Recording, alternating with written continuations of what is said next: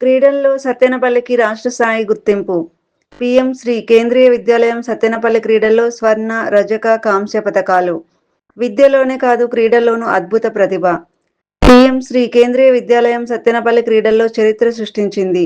పాఠశాలలో పరిమిత వనరులు ఉన్నప్పటికీ దృఢ సంకల్పం, క్రమశిక్షణ, అంకితభావం ఉంటే విజయం తప్పకుండా సొంతమవుతుందని పీఎం శ్రీ కేంద్రీయ విద్యాలయం సత్తెనపల్లి మరోసారి నిరూపించింది.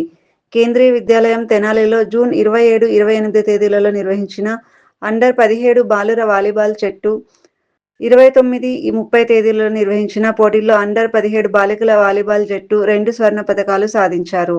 అలాగే కేంద్రీయ విద్యాలయం ఎయిర్ ఫోర్స్ హకీంపేటలో జూన్ 29, 30 తేదీలలో జరిగిన ఆ పోటీల్లో అండర్-14 బాలికల వాలీబాల్ జట్టు రజత పతకం గెలుచుకుంది. కేంద్రీయ విద్యాలయ వరంగల్లో జూన్ 29, 30 తేదీలలో జరిగిన టేబుల్ టెన్నిస్ పోటీల్లో అఖిలేష్ అండర్-19 బాలుర విభాగంలో స్వర్ణ పతకం సాధించాడు. లిఖిత అండర్-14 బాలికల విభాగంలో రజత పతకం, అదే విభాగంలో నమ్రత కాంస్య పతకం సాధించి విజేతలుగా నిలిచారు.